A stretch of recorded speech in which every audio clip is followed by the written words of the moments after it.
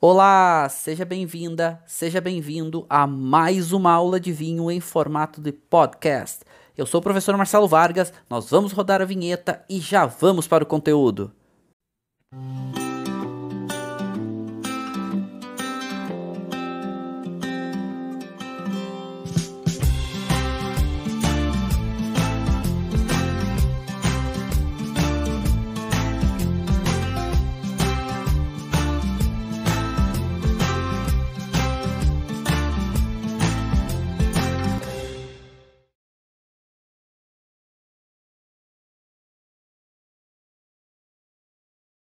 Olá, sejam todos muitíssimos bem-vindos a mais uma aula sobre vinho, sobre degustação. E eu sou o professor Marcelo Vargas, uma alegria a gente poder hoje começar a desbravar um conteúdo que é muito especial, que eu queria já há algum tempo falar sobre estes vinhos, que são os nossos queridíssimos vinhos extremos. E vinhos extremos não tem ainda uma definição ou uma classificação para eles. A gente vai dar uma olhada, já tem uma associação de produtores e tudo mais. Então, quando a gente fala de vinhos extremos, a gente tem um termo que é um pouco mais utilizado no mercado, que é viticultura heróica.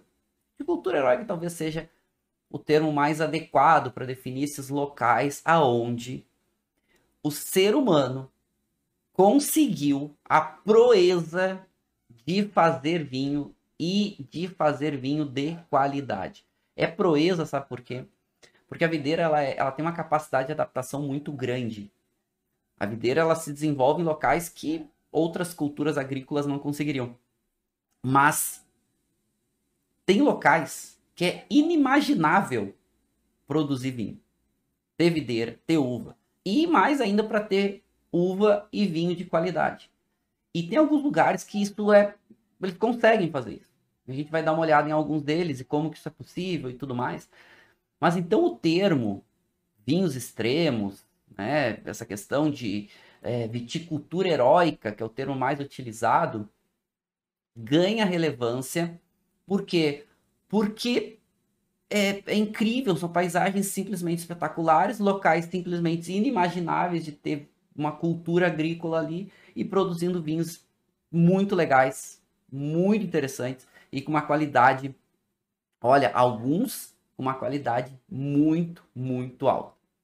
E para a gente começar, dá para a gente começar dando uma olhadinha nesse vinhedo aqui, que alguns analíticos, alguns autores gostam de dizer que são os vinhedos os vinhedos mais difíceis de se lidar para a produção de uva, para viticultura, que é em Ribeira Sacra, na Espanha. Então dá uma olhadinha nessa querida tiazinha aqui, colhendo uva nos vinhedos. Dá para a gente ver os vinhedos aqui ao lado, um penhasco, literalmente. A gente dá para ver que não tem nada de EPI, segurança, né? Realmente no braço. E olha que coisa curiosa, o que é o manuseio e a condução, toda a manutenção de um vinhedo como esse. Vamos imaginar o trabalho que é isso. E fora que a gente está falando aqui de uma encosta extremamente íngreme, extremamente perigosa. Ribeira Sacra tem essas paisagens lindíssimas. Daqui a pouco a gente dá uma olhadinha em Ribeira Sacra. Mas também vão dar uma olhadinha em Bierzo, que é praticamente do lado, na Espanha também, com esses vinhedos em encostas muito íngremes, que chega aí a 60 graus de inclinação. E o ser humano conduzindo a videira aqui. E a gente que olha de fora, é bonito, é legal, é bacana. Mas vamos pensar o seguinte, imagina fazer isso aqui o ano inteiro. O ano inteiro, porque tudo bem, no inverno a videira vai descansar, mas aí tem que fazer poda, tem que fazer condução. Pode ver que tem umas estaquinhas aqui, ó. Porque a videira, ela precisa de manutenção. Senão a uva daqui não vai ter qualidade. Então, olha o que é isso aqui. E a gente olhando de fora, é bonito, ver ali, tá, de vez em quando, ir lá, uma aventura, talvez até alguns de nós se arriscassem a ir lá e dar uma olhada. Mas imagina fazer isso aqui o tempo inteiro. Imagina na vindima ficar passando aqui colhendo uva. É realmente heróico, é realmente extremo. Então, Ribeira Sacra é um dos lugares que ganhou a conotação, talvez os vinhedos mais difíceis de se lidar, de se ter manutenção no mundo. Vou que eu dou uma olhada, a gente dá uma olhadinha em Ribeira Sacra, mas vamos entender um conceito por trás disso. Porque quando a gente vai falar de locais extremos, a gente está falando de viticultura extrema, de vinhos extremos, de viticultura heróica, a gente tem que entender que a gente está associando isso a terroir, a local, a essa soma de fatores que tornam cada vinhedo, cada área de vinhedo única no mundo. E quando a gente fala de terroir, até peguei esse gráfico aqui do professor Júlio César Kunz, a gente deu um curso sobre uvas, e foi um curso da BSRS, São Brasileiro de Sommelier no Rio Grande do Sul, e nesse curso a gente começou a falar muito sobre terroir. E aí a gente separa terroir normalmente em dois segmentos, apesar de alguns autores preferem não falar na questão da mão humana. Falam do terroir muito associado a questões geográficas, a questões de aquela soma de fatores geográficos que tornam aquele local especial, como altitude, né, a questão de clima, o próprio solo, né, a questão dos micro-organismos do solo. Mas, gente, não tem como a gente falar de terroir sem falar de mão humana. Sem falar de todo esse processo de condução da videira, até das escolhas, quais são as videiras que vão ser, né, quais são as variedades que vão ser cultivadas, a condução das videiras e tudo mais. Mão humana, a escolha da colheita, o tipo de manejo dos vinhedos e tudo mais, é tudo mão humana. São tudo escolhas humanas. Então, quando a gente fala de viticultura heróica, a gente está falando de uma importância maior ainda na mão humana. Olha a foto que a gente viu da tiazinha. Ou seja, a mão humana ela é mais importante. Não vamos falar, né? Não vamos falar de mecanização aqui, esquece, né? Isso aqui não existe, não tem o que fazer aqui. Na verdade, tinha que botar escalador aqui para colher uva. Aliás, tem lugares no mundo que eles têm que botar a corda para conseguir colher. Olha, eu vou limpar aqui para vocês darem uma olhada, que tem uma tiazinha. Deixa eu botar aqui, se consigo limpar aqui para vocês verem, que eu vou marcar aqui, ó. Tem uma tiazinha aqui, ó. Ó, aqui embaixo. Tem uma tiazinha lá no meio das pedras, no meio da encosta. Tem uma tiazinha lá se apoiando nas pedras, também fazendo vindima. Aliás, as mulheres, né, são mais corajosas, daí elas vão. Os homens corajosos, como sempre, não, vamos deixar as mulheres irem lá para fazer a colheita. As mulheres lá na pedra colhendo as uvas. Mas ok, quando a gente está falando a questão da mão humana, por quê? Porque a gente tem que lembrar que o ciclo da videira passa por várias etapas super importantes, né, que são significativas.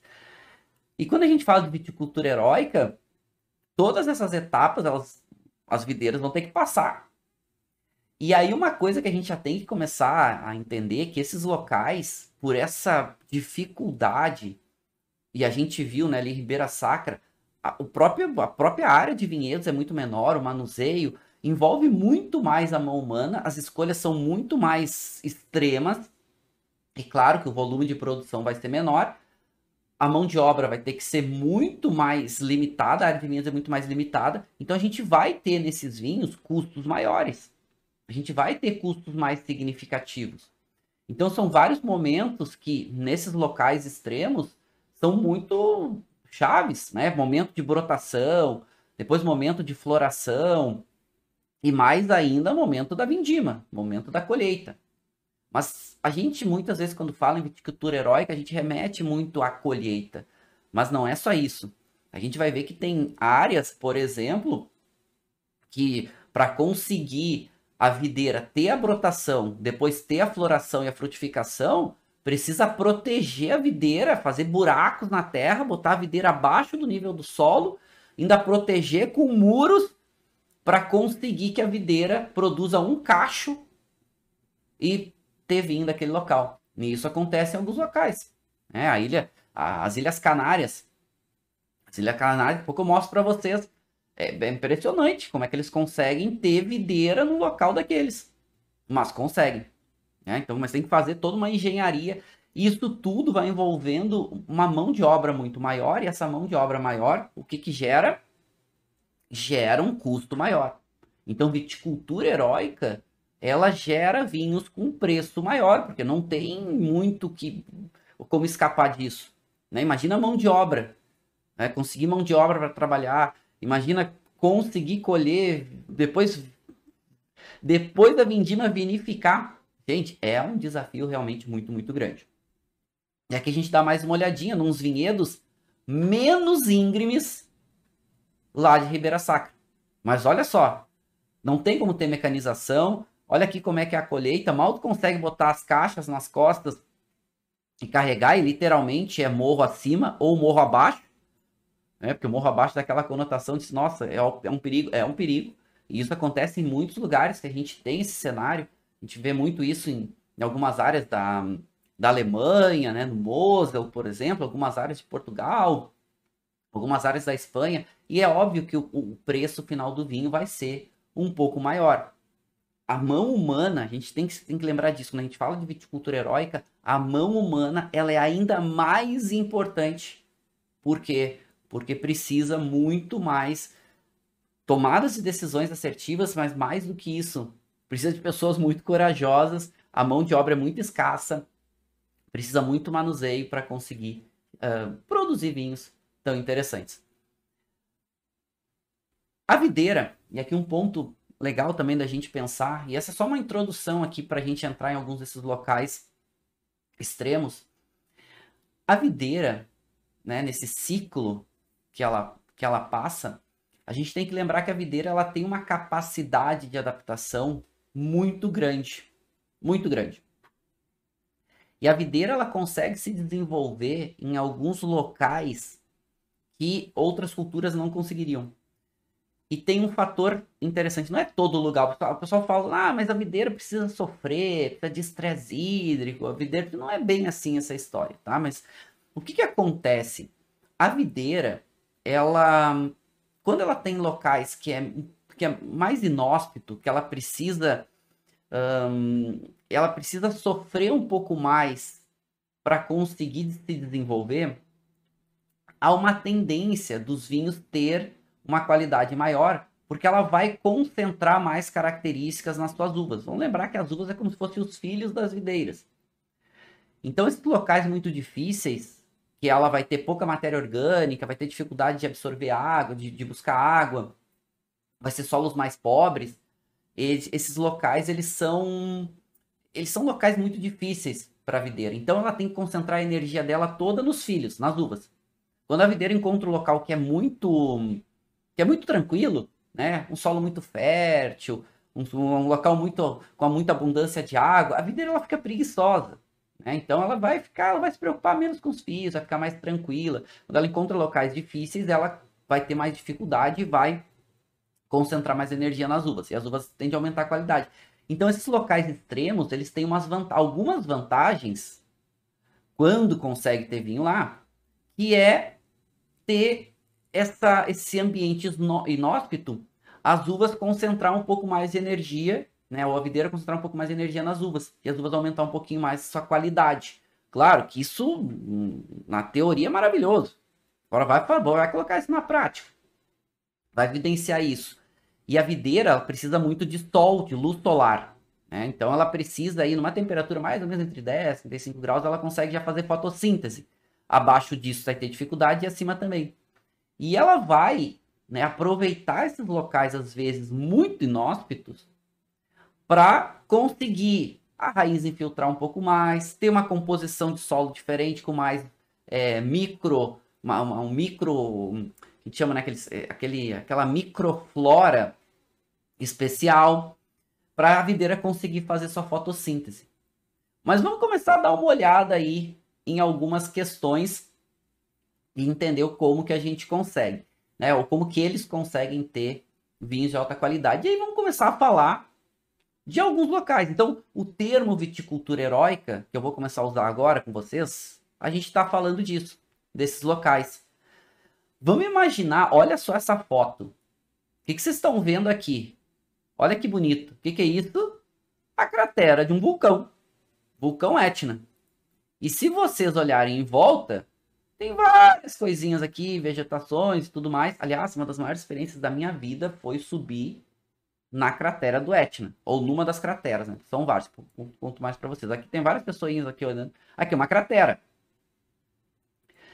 E aí, o que acontece? O Etna é um vulcão ativo.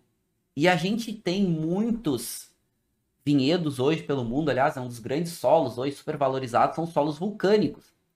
Mas uma coisa é a gente ter solo vulcânico, como a gente tem na Serra Gaúcha, no Rio Grande do Sul, que a gente tem basalto, que é de origem vulcânica. Mas a gente não tem vulcão ativo na Serra Gaúcha. Ok? Isso foi há muito tempo atrás. Foi erupções vulcânicas há milhões de anos, e esse solo, essa lava vulcânica foi, né, solidificando e tudo mais, foi resfriando, e aí foi criando camadas de rochas. O que acontece no Etna, por exemplo? Não, o Etna é vulcão ativo.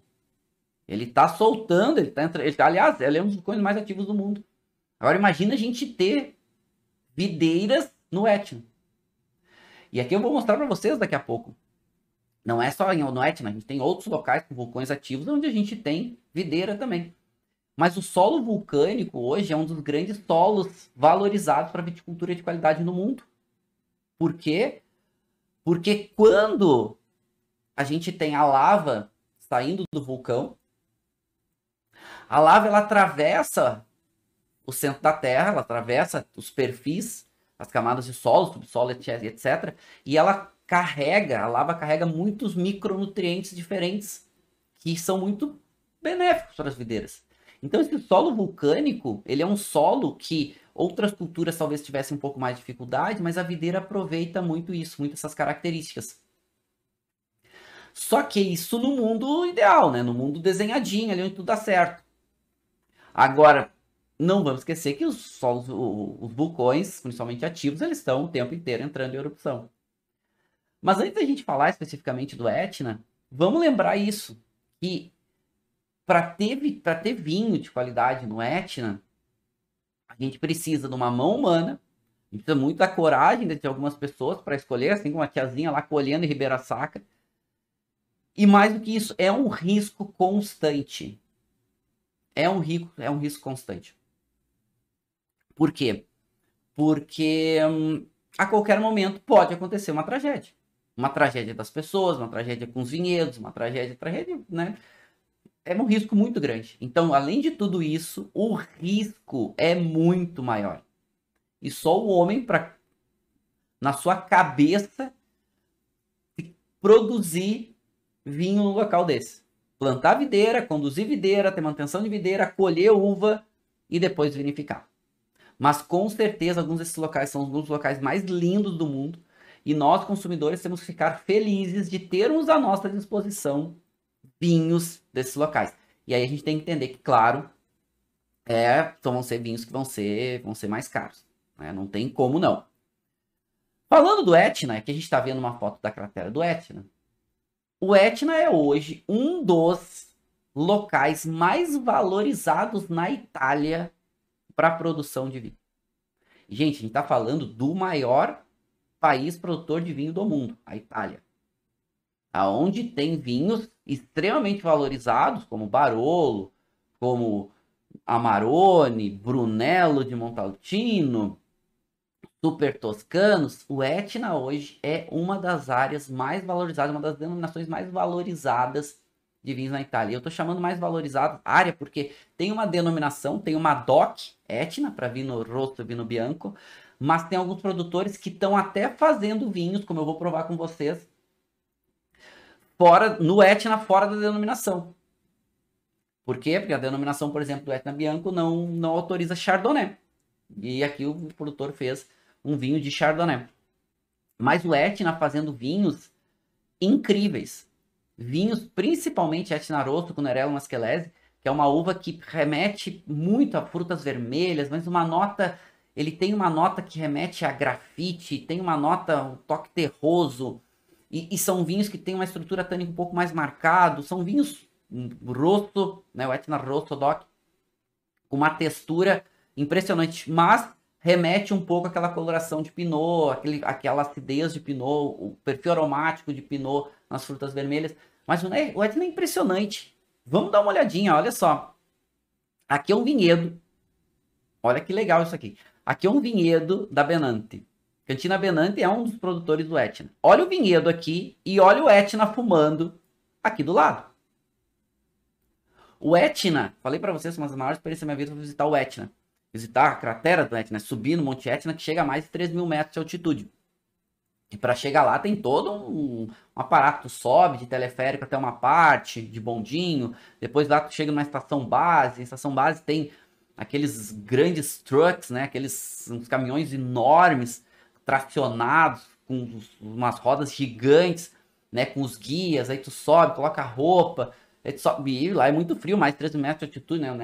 O Etna é um parque nacional, inclusive é aberto. Só que o Etna está em erupção quase que constantemente. Ele tá quase, vai no Etna, subiu no Etna, tava fumando. Só que aí o pessoal, quando lembra do Etna, o pessoal fica preocupado, que é perigoso e tudo mais. Não, o Etna não é perigoso. Sabe por quê? Porque ele é um vulcão eruptivo. Ele está o tempo inteiro soltando pressão. E daqui a pouco, ele entra em erupção. E essa lava vai escorrer lentamente. Ele não é perigoso porque isso acontece devagar. Os vulcões perigosos são os vulcões explosivos, como por exemplo o Monte Vesúvio. O Vesúvio ele não solta gás nunca. Ele nunca está soltando pressão, mas em algum momento ele vai explodir. Aí quando ele explodir é uma catástrofe, de que aconteceu lá em Pompeia, né? O Etna não. Só que qual é a questão? O Etna não é perigoso, tanto que é um parque nacional, é aberto. Qual é a questão? É que quando entra em erupção, aqui é de noite, né? Dá pra gente ver.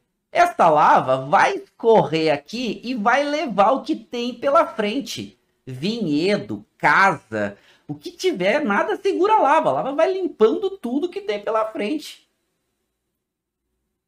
Leva embora. Ok?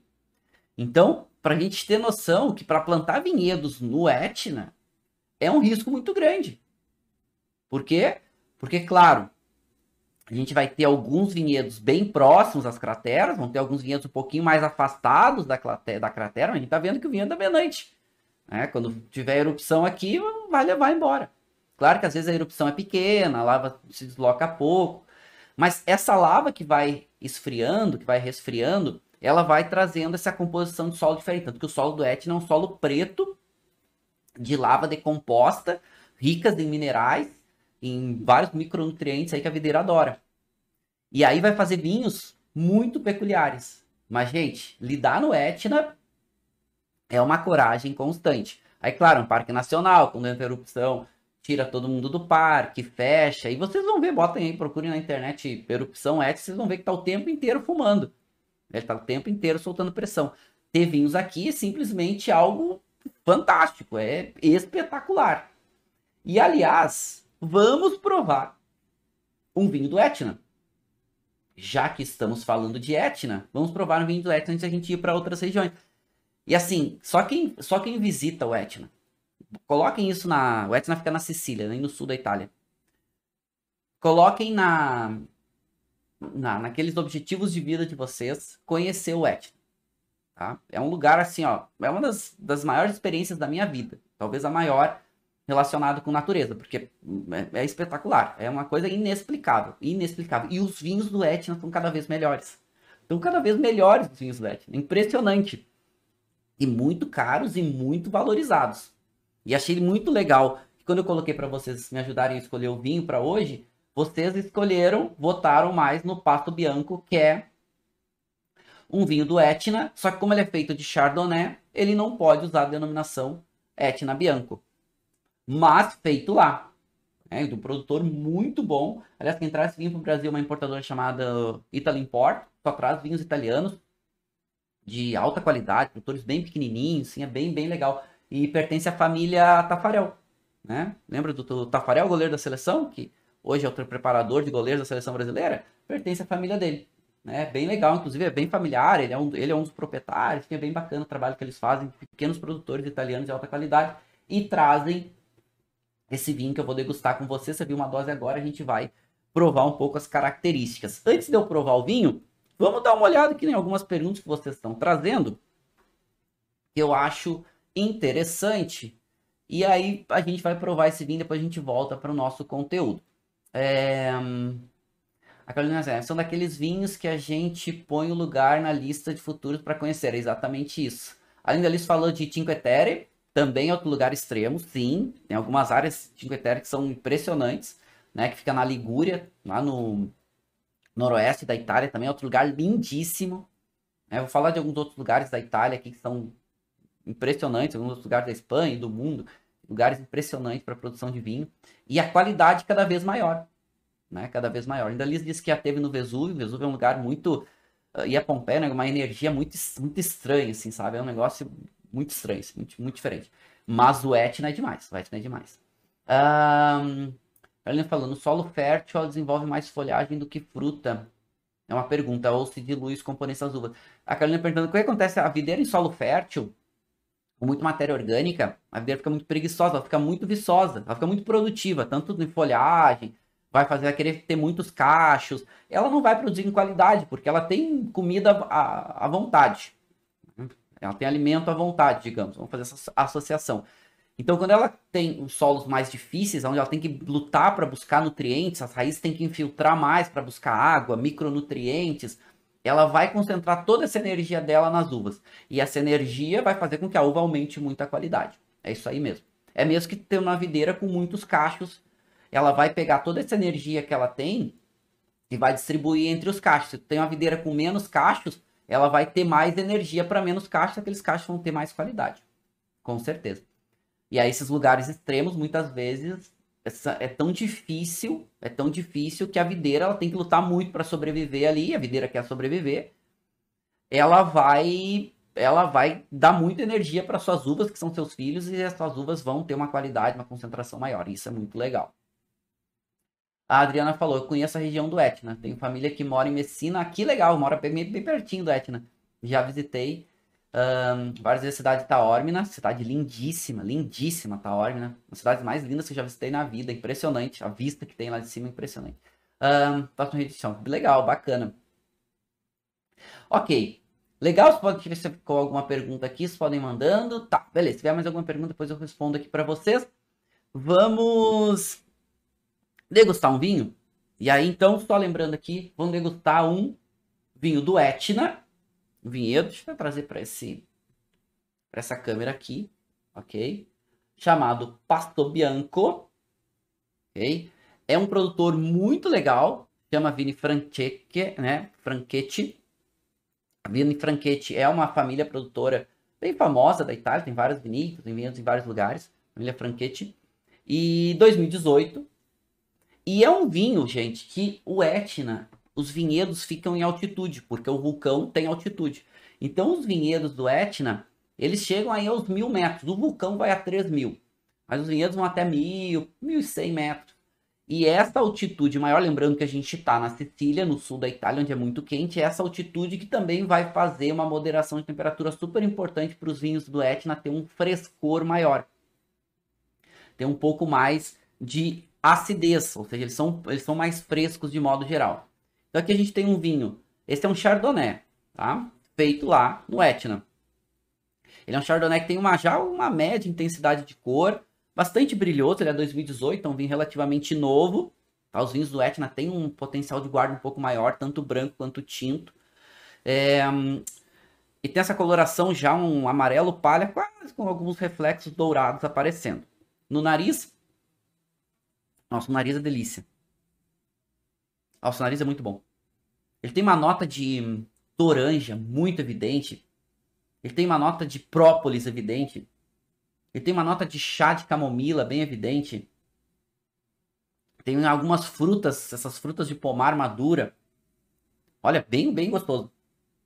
A intensidade é uma intensidade média, mas a complexidade em nariz bem interessante. Eu escolhi, na verdade, quando eu coloquei lá para vocês me ajudarem a escolher o vinho, eu escolhi 2 vinhos de locais diferentes, mas de Chardonnay.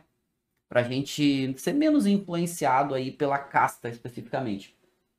E depois eu até falo um pouco mais ali sobre o Tara, que eu também trouxe aqui pra gente dar uma olhada. Agora, o perfil aromático é o que mais chama atenção nesse vinho. Vamos dar uma agitada na taça. A intensidade aumenta, mas o que me chama mais atenção é que a complexidade de aromas aumenta e bastante. E o vinho já tinha uma complexidade interessante e ficou ainda mais interessante conforme a gente agita a taça. Uau, delícia. Aquele vinho que dá vontade de colocar na boca pra gente sentir as características, sabe? A gente já começa a salivar, serve um vinho, já fica aquela salivação, aquela vontade. Aqui tá se expressando muito dessa forma. Quando eu tenho essa vontade, logo que eu sirvo o vinho, para mim já me cria uma expectativa grande, né? E já fico na curiosidade se o vinho vai entregar essas características também em boca. Vou colocar na boca.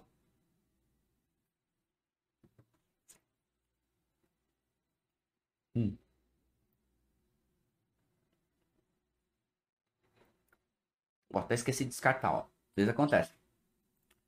É um vinho, não é um vinho leve, é um vinho branco, um corpo já médio mais. É um vinho seco, mas é um vinho que tem o álcool também ali médio mais, corpo médio mais, não tem tanino. E essa acidez média e segurando o conjunto. A acidez aqui ela tá fazendo um trabalho forte para segurar esse corpo, para segurar esse álcool. Vamos ver o teor alcoólico desse vinho. Deve ser algo em torno de uns 14%. Ele tá bem presente ainda. Ele não tá tão integrado nos elementos. É um vinho novo. Tem 13,5% de álcool. Os elementos não estão tão integrados ainda. O álcool não chega a sobrar, mas ele aparece bem, porque a gente sente, né? A gente sente intensidade de sabor, a gente sente esse peso do vinho em boca, a gente sente a acidez, a gente sente o álcool. Os elementos, com o passar do tempo, eles vão ficar um pouco mais integrados, que vai dar uma complexidade um pouco maior para esse vinho. Mas é um vinho com muita presença de boca. Muita presença de boca. É um vinho intenso, ok? Mas é um vinho que chama atenção. Até vou dar um segundo gole nesse vinho. Eu tinha dado um gole antes de começar a aula. E agora ele tá até melhor. Né? Ele tá mais perceptível, as características. E muito interessante. Mas tem um ponto que me chama mais atenção do que tudo isso. Eu vou falar para vocês agora. Eu tô falando com vocês. Eu tô com o sabor do vinho ainda na boca. Claro que é um residual de sabor. Não é aquele sabor, nem conto isso aqui que eu tô sentindo para a persistência final. Mas eu tô com aquela nota de favo de mel na boca. E isso é muito gostoso. Ficar com essa persistência por um tempo é muito bom. Aliás, vamos falar das características de sabor e da persistência desse vinho.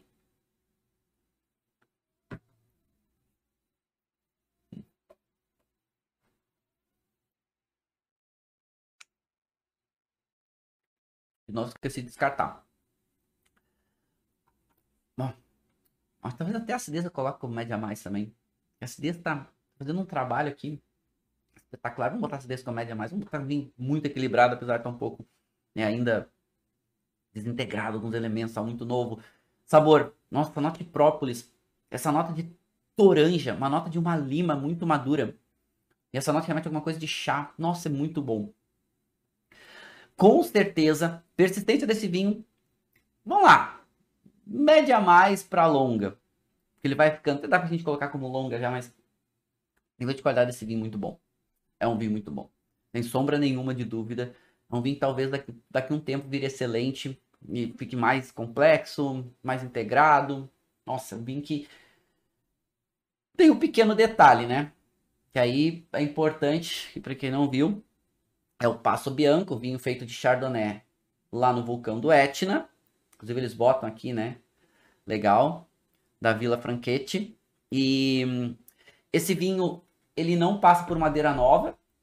E aliás, um ponto importante, tá? 2018 foi um ano difícil pro Etna. Não foi uma safra fácil, foi uma safra difícil. Foi uma safra muito úmida na parte final ali do amadurecimento, precisou de muita manutenção nos vinhedos, ou seja, muito cuidado nos vinhedos. Foi um ano difícil e eu vim entregando com esse nível de qualidade. Aqui com certeza é terroir, é produtor, várias coisas acontecendo. Esse vinho não passa por madeira nova, esse vinho ele fermenta em cimento e depois ele fica amadurecendo um tempo em tanque de cimento e um tempo em botes grandes muito antigos, de madeira antiga. Mas chama muita atenção a complexidade desse vinho. Olha, um grande vinho. Agora, é do Etna, é vinho de alta qualidade, é caro, né? Ele vai ser caro. Os vinhos do Etna são caros, tá? E os melhores, bons vinhos do Etna são mais caros ainda. Esse é um vinho que deve estar na faixa dos seus R$ 400, provavelmente. É da Italy Import, tá? Eles têm site, dá para comprar no site, ok? Algo em torno de R$ 400, ok? Mas é um vinho que recomendo fortemente para vocês, porque, olha, chama muita atenção. Ok? Italy Import. Eu comprei, tá? Sim.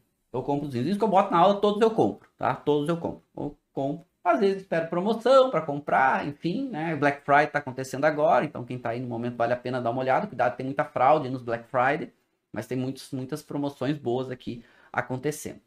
Ok, vamos voltar para nossa aula, já que a gente estava falando do Etna e provamos um vinho do Etna, muito bom por sinal, né? Gostei bastante. Não tinha provado essa safra 2018 ainda, mas é um produtor que tem uma consistência muito grande. Mas esses muitos locais, eu vi que vocês estão fazendo algumas perguntas, eu já vou responder para vocês, tá? Vamos dar mais uma passada aqui no conteúdo e a gente vai indo aqui para mais algumas respostas. Só que esses locais muito difíceis e começaram a ganhar um destaque muito grande, esses locais de viticultura heróica, eles criaram uma associação chamada Servim. E essa associação foi criada na Itália, que tem muitos desses locais extremos no mundo, mas também permitindo que outros locais se associem. Não é essa associação, gente, não significa que todo local difícil está associado. Não, é como qualquer associação. Pode ir lá se associar ou não se associar, enfim. Mas é legal entender que produtores começaram a olhar para esses locais difíceis e ter uma valorização um pouquinho maior. Valorização de prestígio, tanto que essa associação, o objetivo dela é exatamente proteger esses locais, que eles continuem subindo, né? Que eles continuem subindo, que eles continuem fazendo vinho, que eles continuem subindo seu nível de qualidade, subindo sua valorização e tudo mais. E a Servim é Centro di Ricerca e Studi, Salvaguardia, Coordinamento, Valorizzazione per la Viticultura Montana, ou seja, um centro de pesquisa, estudo e proteção e valorização de viticultura de montanha.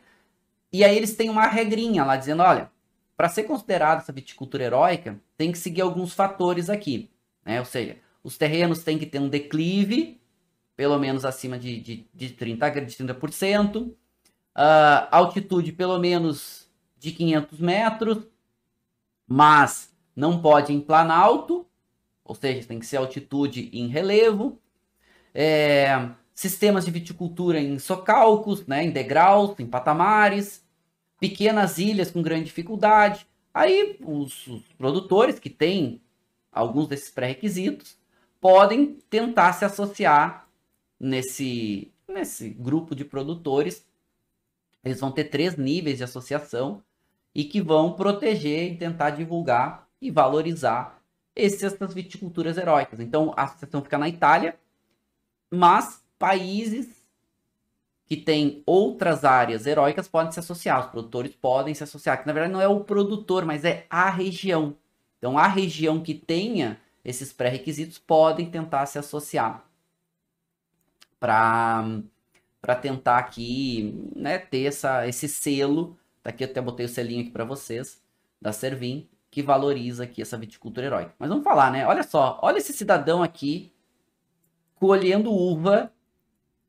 Olha que loucura, né? Que a gente pensa, mas é fácil. É bem facinho. Vai colher uva assim o tempo inteiro. Colher uva já é cansativo no plano, já é desgastante, difícil. Imagina um local desse, o risco que é. Mas vamos dar uma olhadinha aí pelo mundo. Alguns locais famosos, alguns menos famosos, onde a gente tem essa viticultura heróica acontecendo. E posso dizer para vocês, são muitos lugares que às vezes a gente nem tem noção. A gente não tem ideia que isso acontece. A gente tem muitos, por exemplo, no Chile, no extremo norte do Chile, extremo sul do Chile, extremo norte da Argentina, extremo sul da Argentina, No Brasil, Vale de São Francisco, a gente tem na Itália vários locais, na Espanha, a gente tem na França, a gente tem vários locais, assim, na Alemanha, que são incríveis, são simplesmente incríveis. Então, esses são locais que eles traduzem, chegando lá e olhando, traduz o conceito de viticultura heróica. Traduz. Vamos dar uma olhadinha na Itália, alguns. Tem vários, tá? Mas poderia escolher 3 aqui de locais diferentes. No norte, no extremo norte da Itália, o Vale d'Aosta. No centro da Itália, né, eu escolhi a Costa Amalfitana, e no sul da Itália o Etna. A gente já falou um pouquinho sobre o Etna, mas vamos dar uma olhadinha nesses outros 2 aqui. Lá no extremo norte da Itália, no Vale d'Aosta, e no centro da Itália aqui, a nossa queridíssima Costa Amalfitana. Deem uma olhada no Vale d'Aosta. O Vale d'Aosta, gente, para ter vinho, a gente tá falando no extremo norte. Estão vendo aqui neve eterna, ok? Frio, muito frio. E para ter vinho aqui no Vale d'Aosta, é uma engenharia absurda humana. De condução, de cuidado das videiras, de pouquíssimo volume. O Vale d'Aosta, aliás, é o menor volume de uma região produtora da Itália é do Vale d'Aosta. Por quê? Porque precisa de muitos fatores. A exposição dos vinhedos, a área que pega um pouco mais de sol, os vinhos não podem estar em muita altitude, né? Não pode ficar nas encostas, eles têm um relevo, na verdade fica, né? Mas nos sopés dos relevos. Muitas vezes o inverno é muito rigoroso, queima toda a videira, porque a videira ela é resistente ao inverno, sim, até certo ponto. Se o inverno é muito rígido, mata a videira.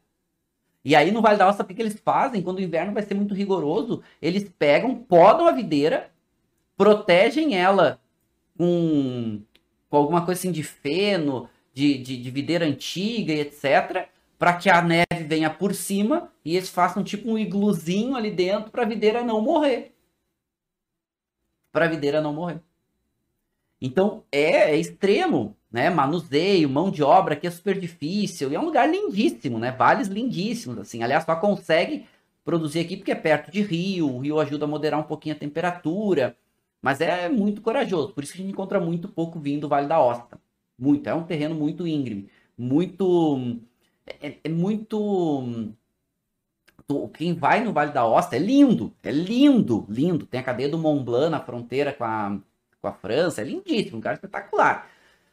Mas, assim, é um trabalho heróico. E tanto heróico quanto a Costa Amalfitana, que não é frio, é quente. Mas olha os vinhedos na Costa Amalfitana. É um negócio espetacular, gente. Visitar a Costa Amalfitana é um daqueles locais no mundo que vocês têm que visitar.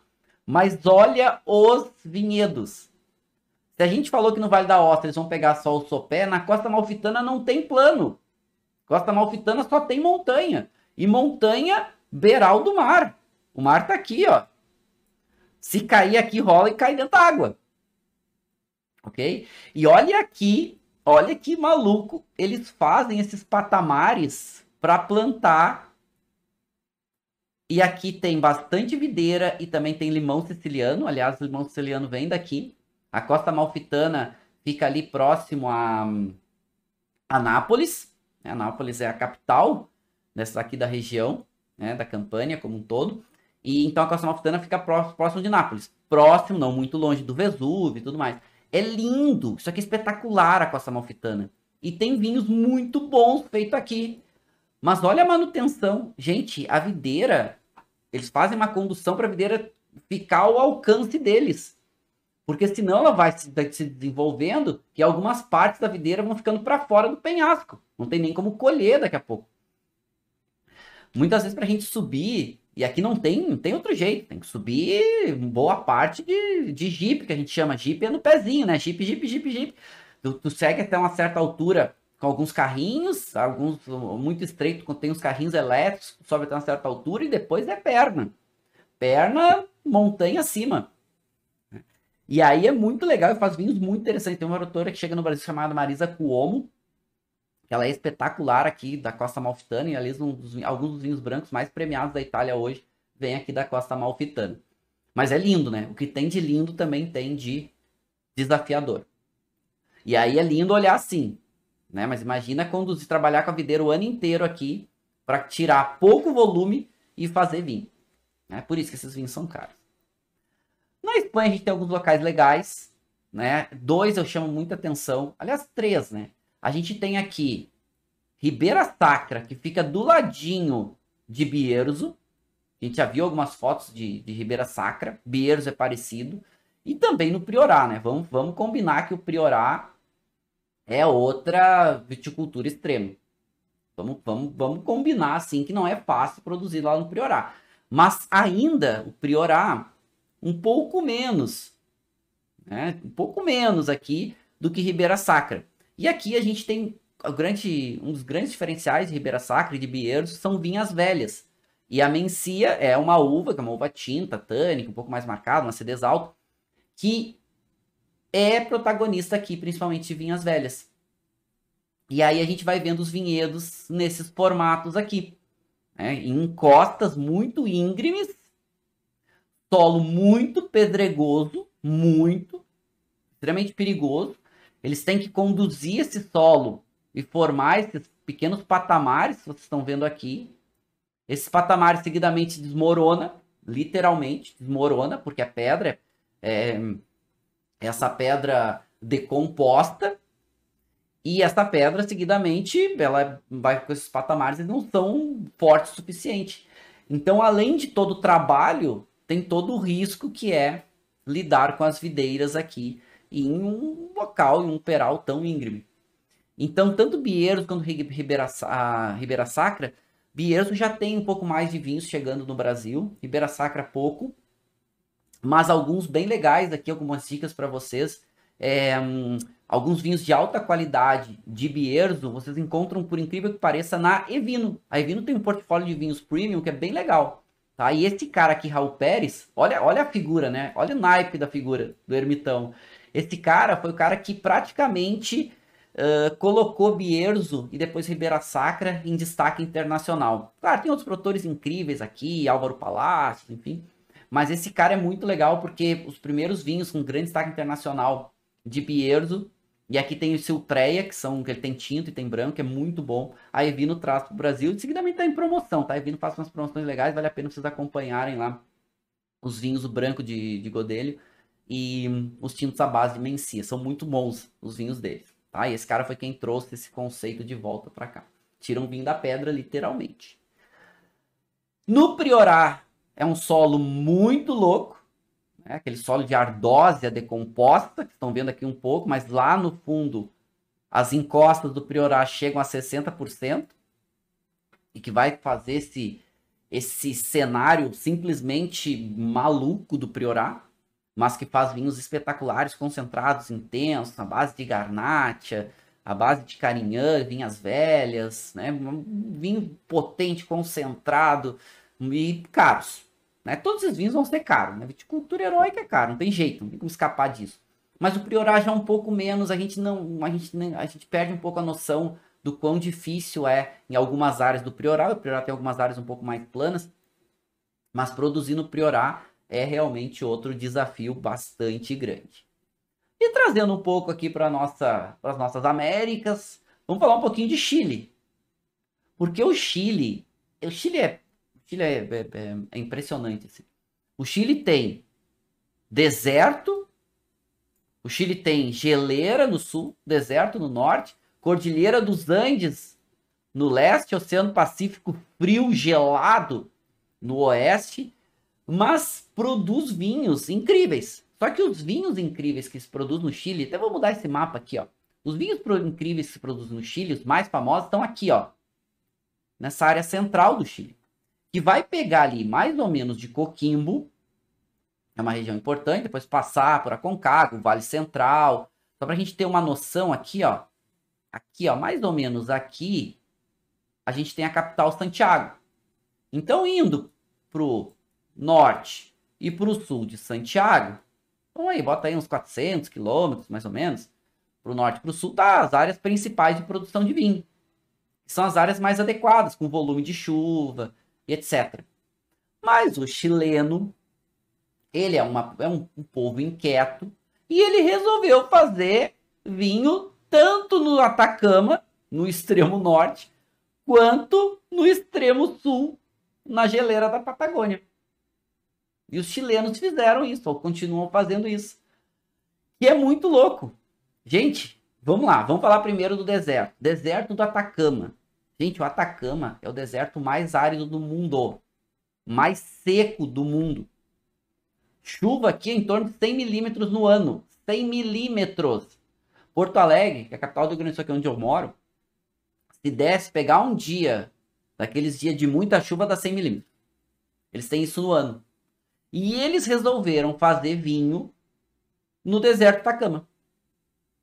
Eu falei, mas como que conseguiram fazer isso? Pois então, na verdade, já tem uma cultura de uva no deserto do Atacama há bastante tempo. Só que principalmente uvas, as moscatos, que usa-se para se vinificar e depois fazer pisco, destilado. Só que aí os malucos resolveram também fazer vinho fino, seco, de qualidade. E aí quebraram muito a cara, erraram muito, né? Por quê? Porque é deserto. Até que daqui a pouco eles foram falar com esses caras que faziam essa produção de uva há muito tempo lá para pisco e começaram a entender como que dava para fazer.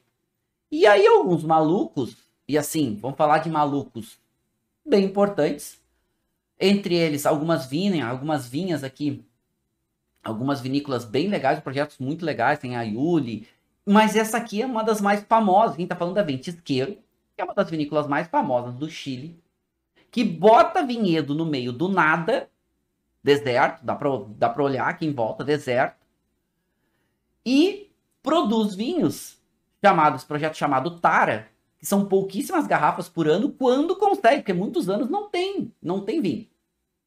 Por quê? Porque é muito árido. Então, para eles conseguir produzir aqui, o que eles fizeram? Fizeram represas aqui, água, açudes. Aqui a água, eles têm que tratar a água aqui, porque a água aqui é muito salina, e se irrigar a videira aqui, com a água salina vai matar a videira. Então eles têm que tratar, ter uma unidade de tratamento de água, para tratar essa água, a pouca água que eles conseguem reter aqui, para irrigar os vinhedos, e os vinhedos produzir alguma uva de qualidade. Então, quando os anos que consegue ter uva para fazer o projeto Tara, daí algo em torno de 3.000 garrafas, talvez não mais do que isso, aqui no deserto Atacama.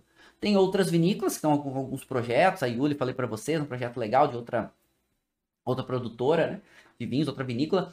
Mas Tara, gente, da Vente Esquerda, então é famoso, chega no Brasil, só que é difícil de achar, tá? Porque são poucas garrafas, que até foi o outro vinho que eu coloquei para vocês escolherem, pra gente degustar, né, que a gente vai degustar numa próxima aula. E esse Tara, vocês podem ver, o vinho é turvão, ó. Eles não filtram. É um projeto bem bacana, e aqui vou dizer para vocês, olha, eles colocam aqui, deixa eu ver quantas garrafas são. Esse aqui essa safra deu 5.000 garrafas. Aqui deu um pouquinho a mais, tá? Um Chardonnay, então vou botar aqui, ó. Vamos trazer para essa câmera. Chardonnay, olha que é turvo, não é filtrado. Um projeto muito legal. Eles têm Chardonnay, eles têm Syrah, de vez em quando até Pinot Noir. E como é que eles conseguem isso? Porque eles plantam essas videiras numa altitude acima de 2.000 metros. Né? Então, São Pedro de Atacama, ali chega ali a 2.500 metros, onde tem a noite muito fria, o dia é muito quente, e muitas vezes tem que proteger as videiras, botar tela para filtrar a radiação. É uma loucura como eles conseguem fazer vinho aqui e fazer alguns vinhos, inclusive, de muita qualidade. Esse projeto Tara, a gente numa próxima aula prova, porque, olha, é de respeito. É caro, tá? É caro. É caro, a Vente Esquerda, quem tá no Brasil é a Cantu. A Cantu agora foi comprado pelo Grupo Wine. Então a gente não sabe ainda como é que vai ficar, mas o projeto Tara é sempre um projeto bem valorizado. Deixa eu responder algumas perguntas de vocês aqui, né? Só para vocês verem aqui o vinho de novo. O Tara e aqui o vinho que a gente provou, o Pasto Bianco. Deixa eu trazer algumas perguntas de vocês antes da gente seguir para algumas outras regiões. O Marcelo falando, a condução da Costa de Amalfi é semelhante ao Douro? Não, a Costa de Amalfi é mais íngreme que o Douro. O Douro faz patamares maiores. Os patamares do Douro são um pouco mais amplos. A Costa de Amalfi, os patamares são extremamente estreitos e é muito mais íngreme, é muito mais peral.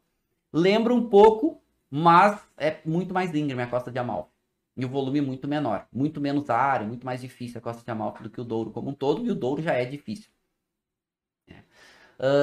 A Joelma falando qual site que você, do vinho que você provou. É Italy Import, tá? Vocês podem botar lá Italy com Y, tá? Italy Import. E vocês conseguem, deixa eu ver se tem o site aqui. www.italimport, Italy com Y no final, tá? italimport.com.br. Ok? Italy Import. Você pode botar lá Passo Bianco, vocês vão achar. É da Italy Import. Tá? É uma importadora que eu recomendo, que os produtos deles são muito bem legais. Vocês falaram que se o Passo Bianco estava em torno de R$ 400. É isso aí. Tá? É isso aí. Em torno de R$ 400. Ok? Ver como é que ficou, condição, beleza, beleza, beleza, beleza, bacana. Também dá vontade de ir em todos os lugares, né? Dá vontade de visitar, concordo com vocês. Beleza, vamos voltar aqui para ver mais alguns locais. Mas a gente também tem no Chile, no extremo sul do Chile, onde a gente tem Patagônia, geleira. E a gente tem uma área no extremo sul do Chile, que é hoje a mais ao sul do Chile, chamada Osorno, que é um vale muito legal, só que muito chuvoso. Geleira, perto das geleiras da Patagônia, então já é Patagônia chilena, mais de 1.000 quilômetros ao sul de Santiago. E aqui, para conseguir fazer vinho, é o contrário, o inverno é extremamente rigoroso, é difícil de amadurecer as uvas. E aqui eles conseguem ter videiras em algumas áreas que ficam afastadas do mar, protegida por cadeias de montanha para proteger da chuva, porque o sul do Chile é muito chuvoso. E aqui são solos profundos que eles conseguem aí em alguns anos ter um amadurecimento de uvas, mas uvas todas precoces, todas aquelas uvas que Pinot Noir, Sauvignon Blanc, algumas uvas aromáticas vêm bem, né? Tem uma vinícola que chega no Brasil, aqui da Patagônia chilena, chamada Trapp, que é bem legal, quem traz é a Domino, que é do Grupo Valduga, é importador do Grupo Valduga, é bem bacana. Eles seguidamente também tem algumas promoções no site, vale a pena vocês olharem.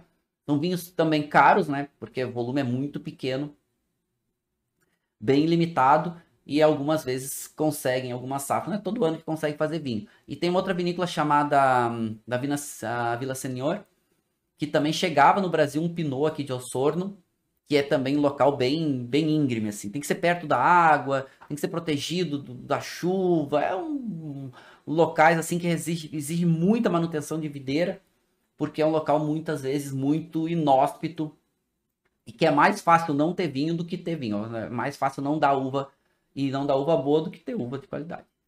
Falando um pouquinho da Argentina, eu tenho que falar de um local que é espetacular, que é em Salta, no extremo norte da Argentina.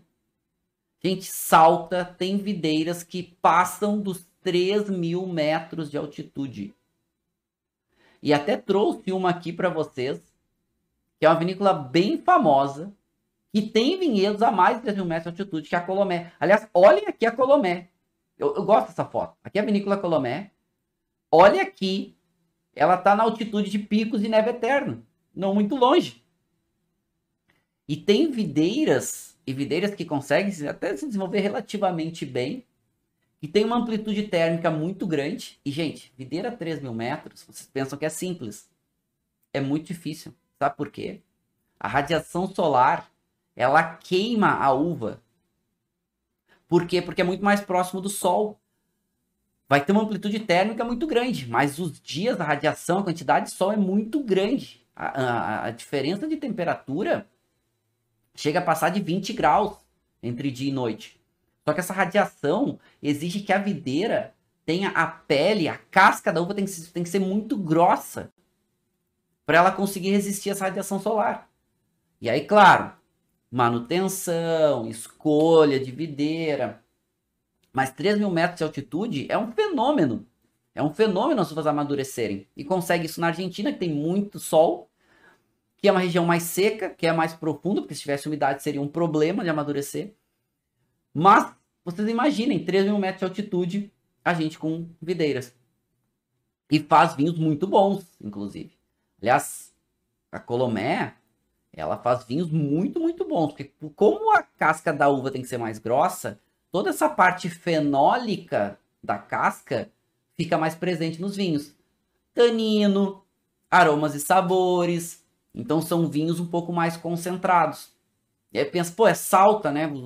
O Malbec de Salta vai ser mais fresco que o Malbec de Mendoza. Mais ou menos, porque tem mais intensidade de cor muitas vezes, tem mais estrutura tânica. Alguns dos melhores torrontés do mundo vêm de Salta, por causa dessa altitude, amplitude térmica e tudo mais. Então é outro local aqui, não tem nada perto, né? Vamos pensar aqui que as videiras são afastadas. É exige uma manutenção muito grande.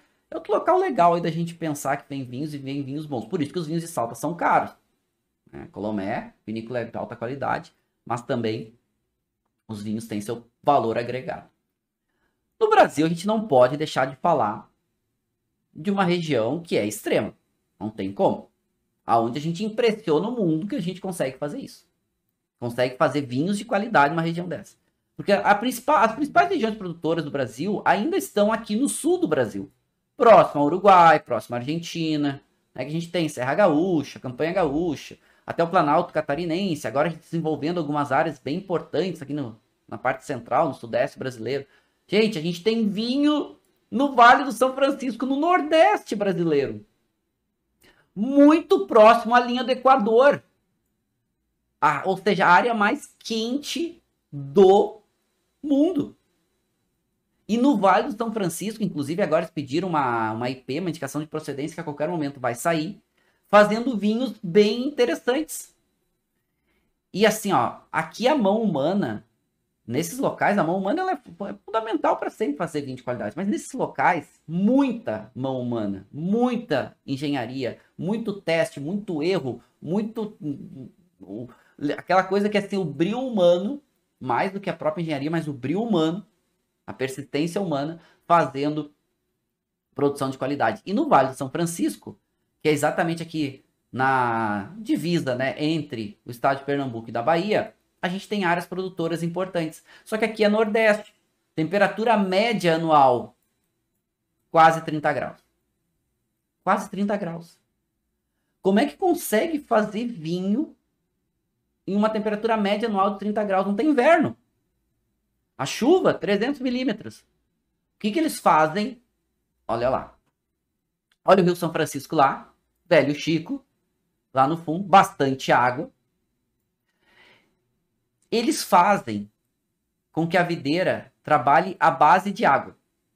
Claro, quente, precisa de água. Pois é. Só que aí o que eles fazem? Eles fazem em muitos lugares estresse hídrico.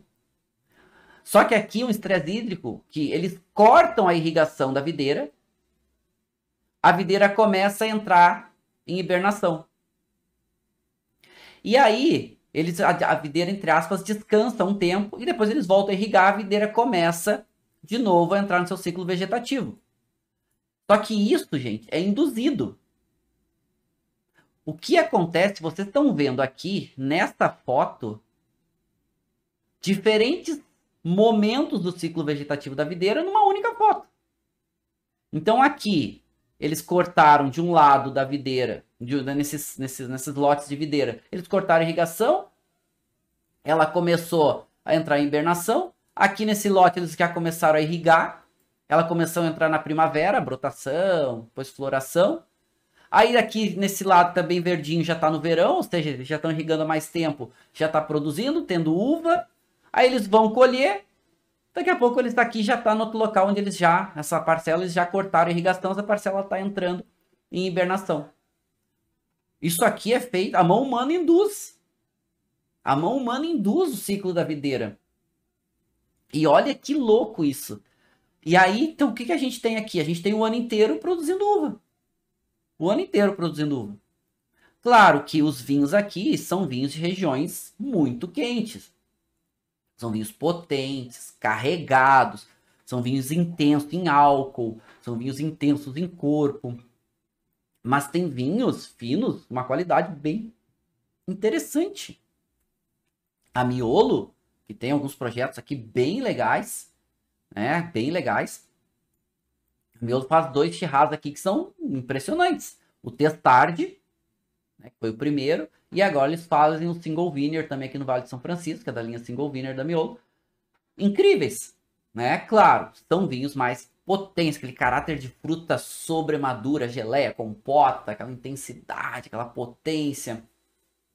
Mas são vinhos que É incrível como que a gente consegue ter vinho de qualidade no Nordeste brasileiro. Olha que bacana. E aí vamos para o... Se a gente sai do calor, vamos para o frio. E eu vi alguns de vocês perguntando, a questão do Canadá, o Ice Wine. Gente, o Ice Wine é um fenômeno. É outro vinho extremo. A gente tá falando do Canadá. Vamos lembrar Canadá, né? Neve, frio. E só consegue ter vinho de qualidade em algumas áreas que tem uma moderação muito importante. Muito importante. E aqui no sul de Ontário, né, bem na fronteira com os Estados Unidos, não está muito longe aqui do estado de Nova York, a gente tem a área do famoso Ice Wine. Ice Wine, e é claro, servido nessas pequenas, vendido nessas pequenas garrafinhas, caríssimo, caríssimo, caríssimo. Por quê? Porque a uva é colhida congelada. Claro que as uvas, não é todo ano que tem Ice Wine, não é toda uva que consegue, né, resistir até o momento de chegar a neve. E eles têm que colher essas uvas congeladas. Então, quando a temperatura média aqui chega, e aí, claro, o inverno, a gente sabe que nesses locais mais frios, o verão é muito curto. O inverno chega mais cedo. E esse inverno, o que ele faz? Ele traz neve. Então, é bem constante. Mas vocês podem ver que o cacho da uva aqui já está indo para um cacho mais paz. A uva já está passando. Então, eles esperam vir o frio, o inverno, vem a neve, congela, eles colhem essas uvas congeladas e já levam para a videira. Já levam para a videira, não, já levam para a vinícola. Só que eles têm que colher quando a temperatura chega aí a menos 7 graus, mais ou menos. Levam direto para a vinícola e vão prensar esses cachos. Só que a uva está congelada. Boa parte da água está congelada. Vai ficar na prensa. O que eles vão tirar dessa uva congelada é um suco muito concentrado, com pouca água, e vão fermentar isso.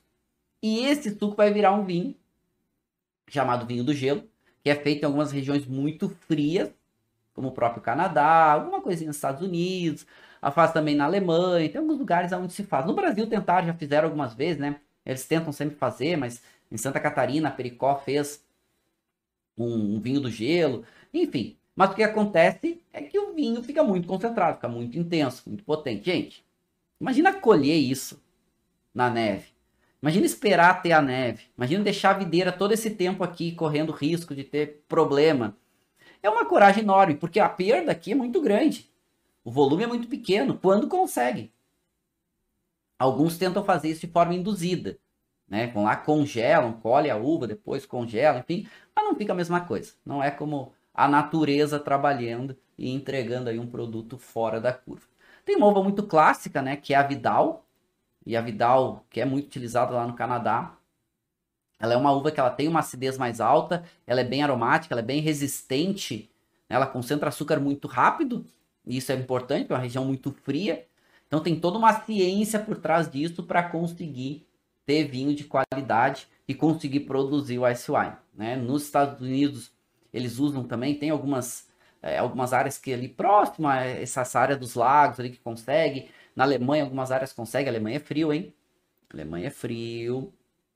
Algumas áreas conseguem ter o Ice Wine, mas são vinhos muito caros, pequenos volumes, vinho muito concentrado, muito intenso, são espetaculares. São vinhos que vocês não provarem, quando tiverem a oportunidade de provar, são deliciosos, são doces, tem residual de açúcar bem alto, mas uma acidez alta, uma intensidade de aroma e sabor que a gente fica na boca horas e horas, aquele sabor, aquela intensidade, é muito gostoso, tá? Muito, muito gostoso.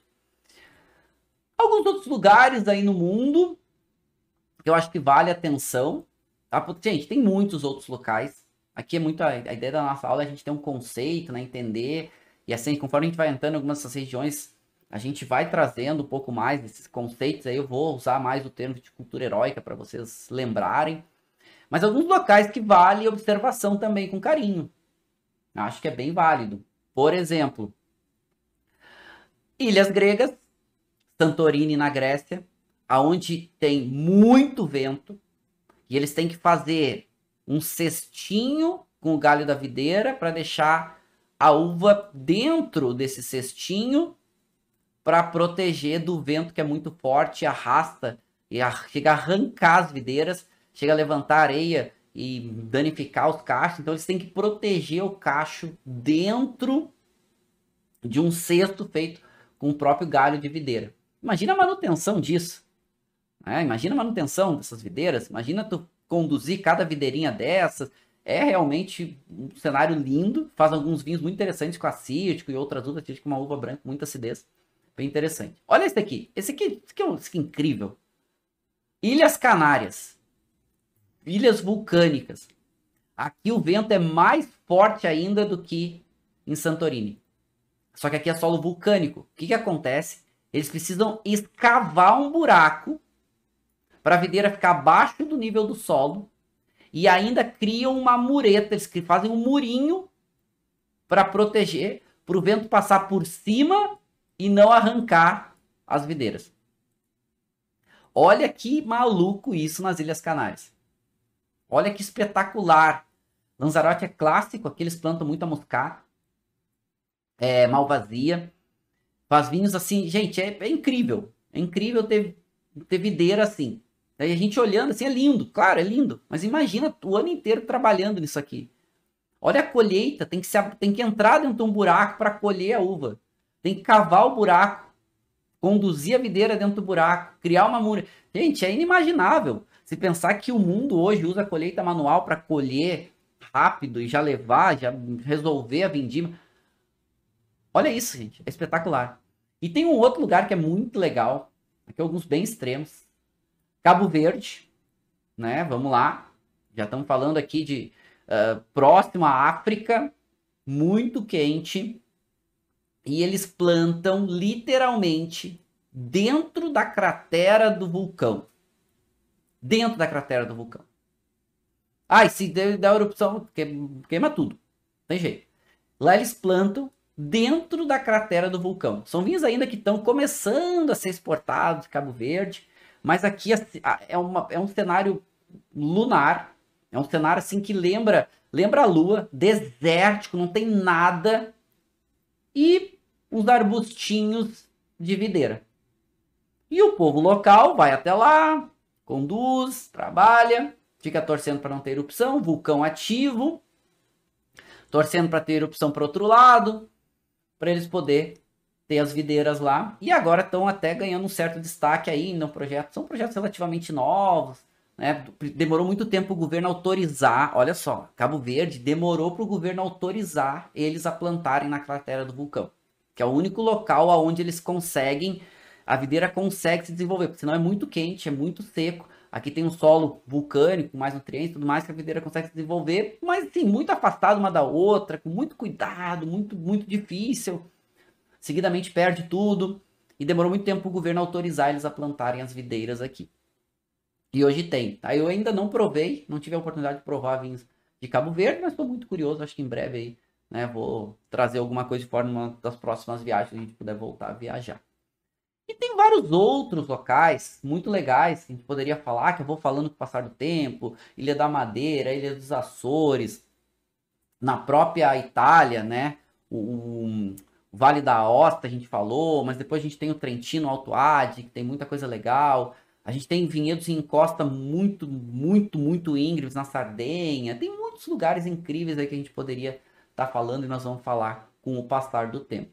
Hoje era mais para a gente entender esse cenário, começar a entender alguns desses locais famosos, menos famosos, mais conhecidos, menos conhecidos, um pouco desse conceito. Acho que foi legal aí para a gente pensar que alguns desses locais no mundo realmente são incríveis, são espetaculares.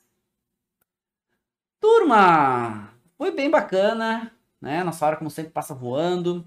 Acho que foi bem legal. A gente tem um pontapé inicial consistente aí nesse conceito de viticultura heróica, um termo que vocês já podem procurar um pouco mais, vocês podem desbravar um pouco mais, alguns outros locais. Alguns desses vinhos chegando no Brasil, claro que com preço um pouco mais alto, preço um pouco mais competitivo, para nós que gostamos de entender e provar vinhos, e entender como que isso é possível, como o terroir influencia, a mão humana influencia, acho que esses são vinhos aí com um conceito bem legal para a gente poder entender esse grande mundo dos vinhos, como que consegue chegar a produções incríveis, como alguns desses vinhos chamados vinhos extremos. Obrigado, acho que foi muito legal. Se apresente todos, um beijo. Dando um brinde aí especial no coração de cada um de vocês.